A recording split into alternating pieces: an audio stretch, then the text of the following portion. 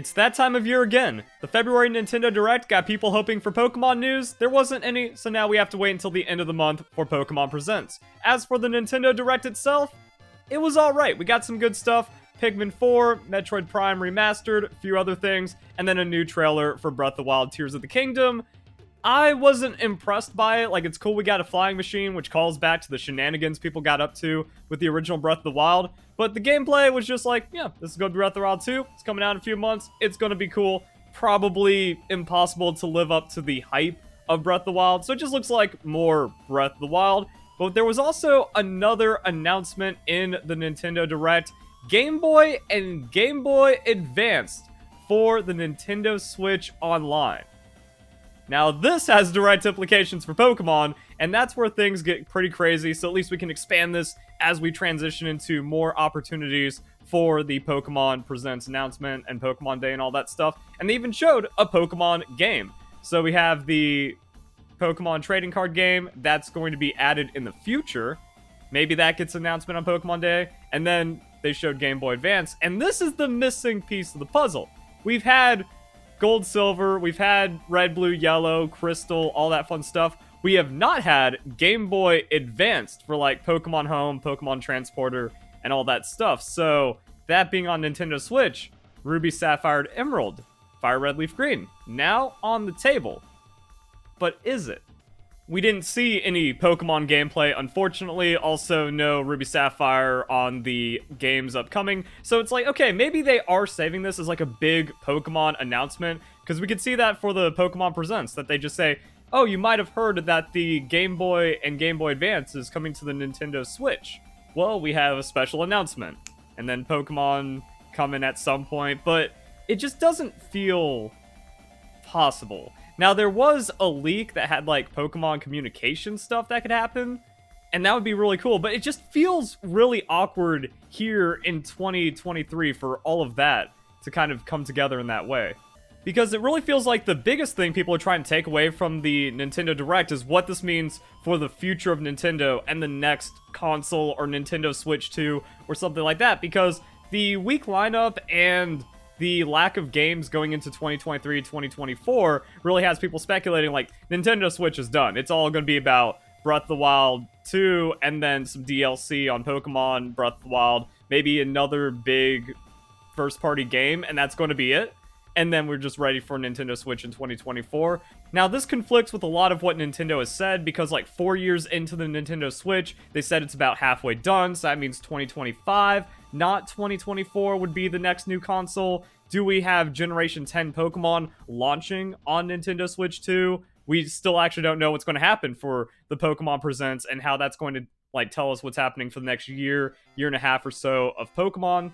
And we're getting all of this so late into Nintendo Switch, it's kind of hard to appreciate. Like, okay, cool, Game Boy Advance, but it's going to take some time for the games to come out. And then at some point, we're just going to have the announcement for the next Nintendo Switch console. So this is going to feel very short-lived. Or maybe it isn't. Maybe the console comes out in 2026, so we can still get a full feeling lifespan out of this, which would also work for potential Pokemon games.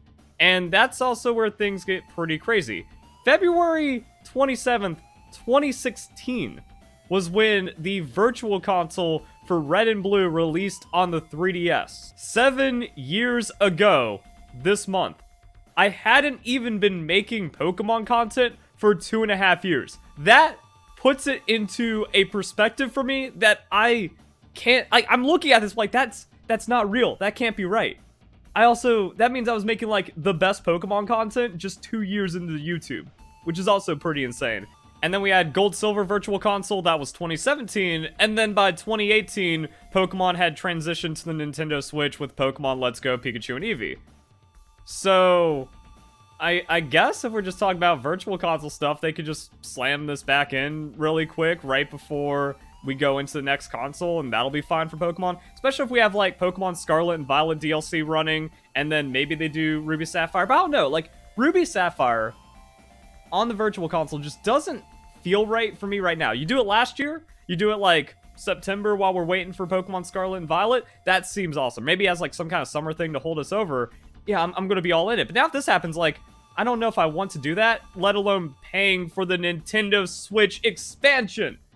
that's what kills me on this announcement as well. Like, everyone wants to see the Game Boy Advance, but making it the higher price expansion, I can't get behind that.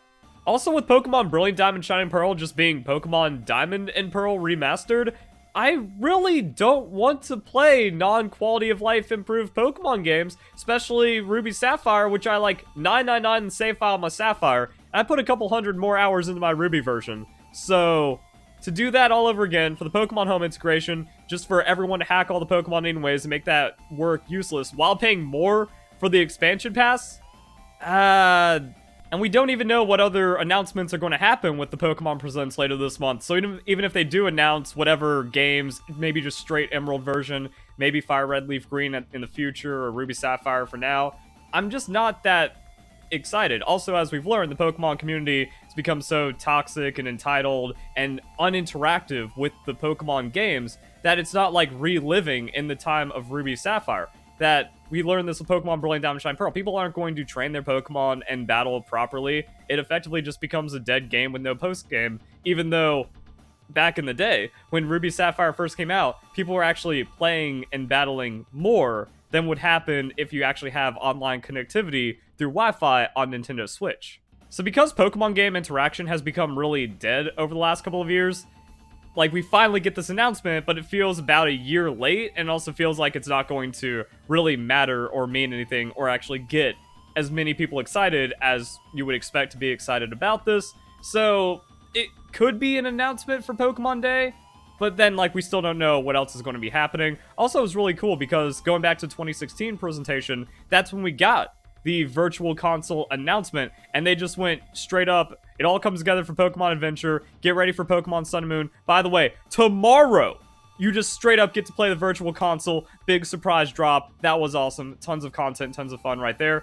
and then it took a year for Pokemon Bank integration for Pokemon Sun and Moon, Pokemon Sun and Moon, to then work with all this, and that was fun as well. So, like, in the 3DS, it was just a lot more exciting and a lot more lively and active to have an announcement like this. But now with the completely horrible state of the Pokemon community that I was warning back in 2016 is only getting worse, plus having it be an expansion pack, I don't know. I actually find it more interesting if they just do Red and Blue on Nintendo Switch Online. That sounds a lot more fun to me, because Red and Blue, it just, like, it's just timeless in that way that you can play Red and Blue over and over again, and you can also have more fun with the battles, have more fun interacting with other people. So I could get more out of this, especially with, like, direct Pokemon Home integration on the console.